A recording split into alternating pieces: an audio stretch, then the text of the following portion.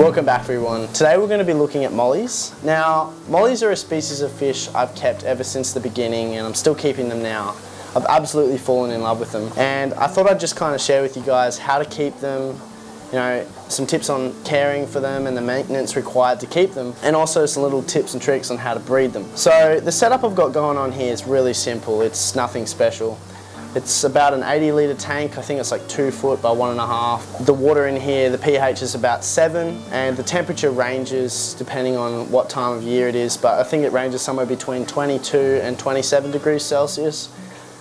Their prime, I would say, is around 25 to 26 degrees Celsius, especially for breeding. I've got crushed coral in the bottom of the aquarium, no gravel or anything. The crushed coral just helps to buffer the water because my water naturally coming out of the tap is quite soft. And these are a species that do need a little bit of a harder water. But for most people on tap water, especially in Australia, Brisbane tap water, stuff like that, should be perfect coming out of the tap for these guys. Just in my situation, you need to add that crushed coral. I've also got some plants in here. I've got some floating plants. Got literally no idea what kind of plant that is, but they absolutely love going in there and nibbling little organisms and creatures off it that are crawling around in there. I've got some Vallisneria potted in here, which is actually going nuts, seems to love the floodlight. And I've got a sponge filter. That's literally the only things in this tank, and they're super healthy, they're happy, and it's the perfect environment for them. Now, if you're someone who wants to keep these species as a community fish or, you know, a tank mate for other species, they're an incredible species. They're definitely not an aggressive species. They're not prone to fin nipping or anything like that.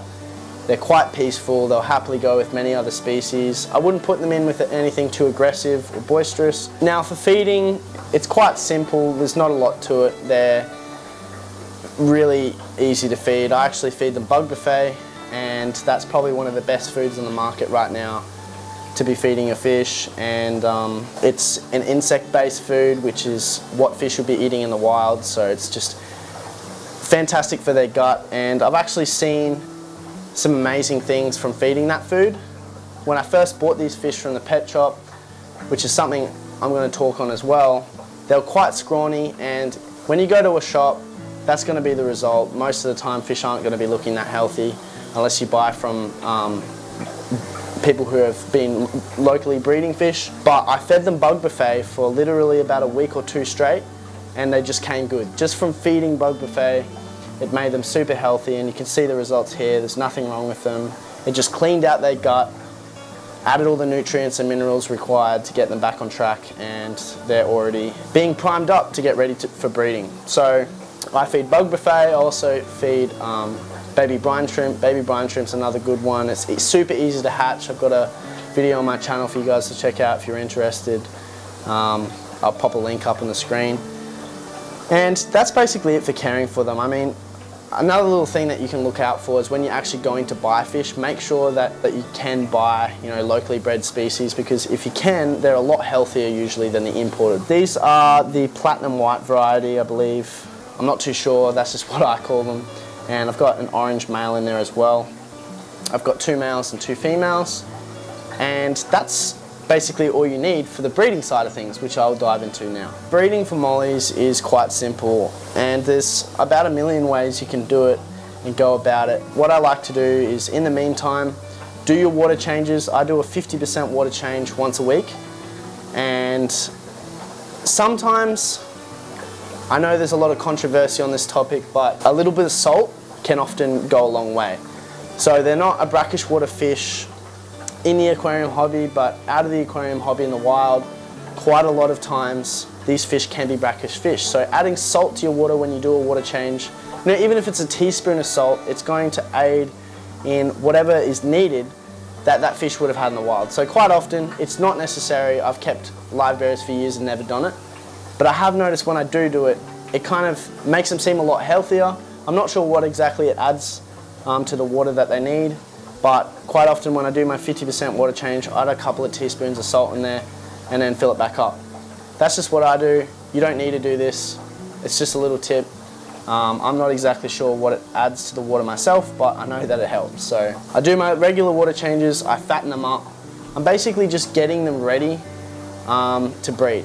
Now these are live bearers, so they give birth to live babies, and that means that the number of babies that you get from these species would be less than, say, an egg scattering species or an egg laying species, but nonetheless they still produce quite a lot of babies. Literally all you need to do is wait, and eventually you're going to start seeing the females get quite gravid, quite fat, very pregnant, and eventually at some point she's going to get almost squared off, so her tummy is going to become rectangular shaped, and you're just going to look carefully, and once she gets to that point where she's quite squared off, what I do is I grab a little breeder box like this. You can buy this from your local pet shop or online.